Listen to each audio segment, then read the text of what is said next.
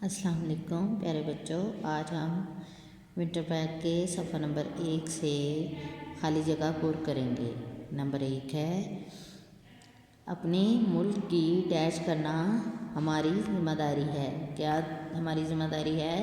अपने मुल्क की हिफाजत करना हमारी ज़िम्मेदारी है।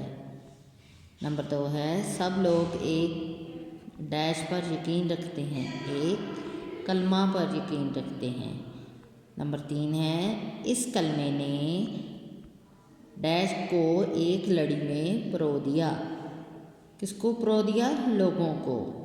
नंबर 4 है ऐसा मुल्क हो जिसमें लोग इस्लाम के मुताबिक ज़िंदगी बसर करें। किसके मुताबिक करें?